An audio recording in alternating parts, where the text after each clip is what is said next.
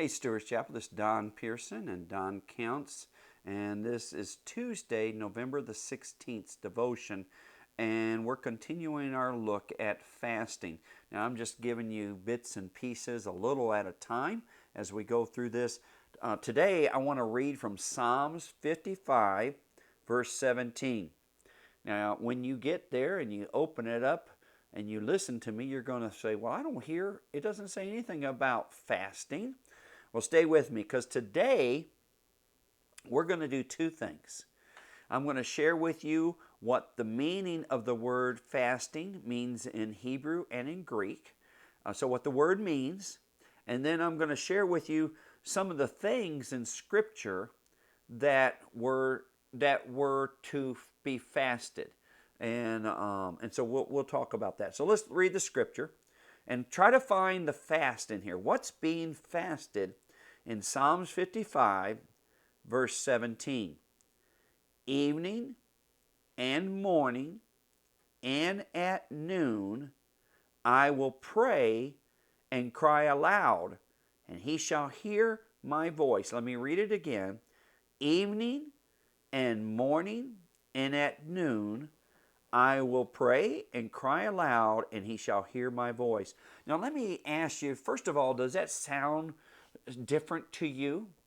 In other words, is that something part of your communication? Would you say evening, morning, and noon? No, that's just not the way Americans even talk. Americans would say what? Morning, noon, and evening. Well, let me ask you something. Is evening, morning, and noon the same as morning, noon, and evening? They have all the same words, right? The order is different. Are they the same? And the answer is no, not at all. Evening, morning, and noon, crying out and praying, implies that he started in the evening and stopped at noon, which means he started in the evening. He prayed all night through noon, from through the morning, and from the morning to noon. The difference is when we say morning, noon, and evening, it's during our waking hours that we're praying. But in the psalmist, when it says evening, morning, and noon, he's saying he started in the evening and all night long he prayed out to the Lord and continued in the morning until about noon when he stopped.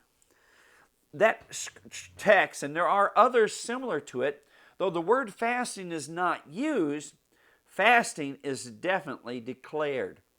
So what's that mean? What's being fasted here? One of the common things that you will find in the lives of those who fast is that they will fast sleep. Sleep is a common thing that will be fasted. Now, I'm not talking about because you can't sleep, but that you find yourself being so overwhelmed with a burden that you find yourself praying throughout the night. I've seen this many times. I've sat in waiting rooms in hospitals and with people and family, and I've watched them stay up all night, on into the day. I've watched wives and husbands with their spouses not even think about eating, not even think about sleeping until they literally just crash, until their body just can't take it anymore. And they will stay up, and if you come and visit them, they will invite you to join them in praying. Fasting sleep seems to have been a common thing among those in Scripture who fasted.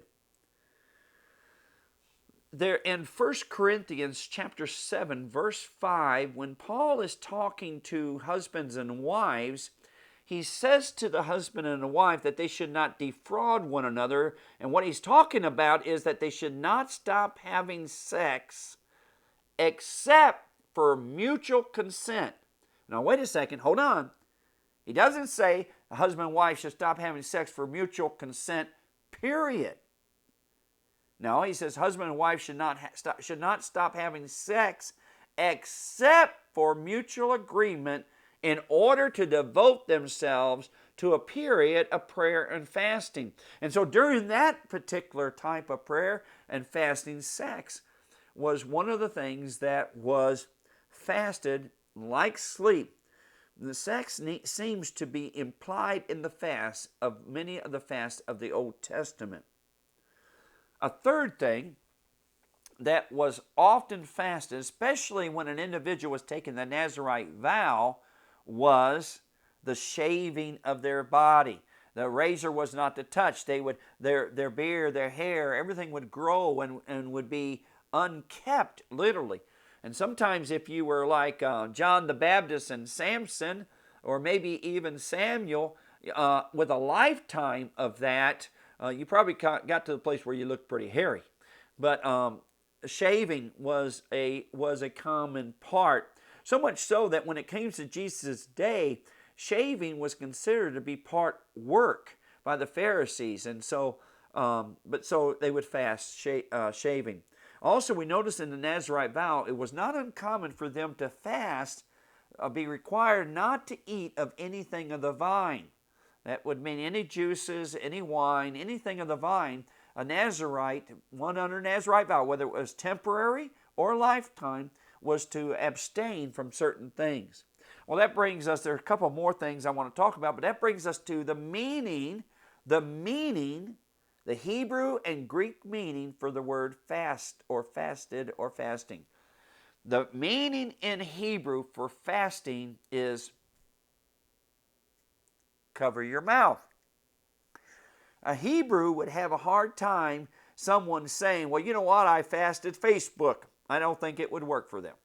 Or I fasted social media. I don't think that's it. Or I fasted going to sports things. It wouldn't work. Because you see, for a Hebrew, the word fast, and they would probably laugh at you, because fasting for them always meant something with the mouth.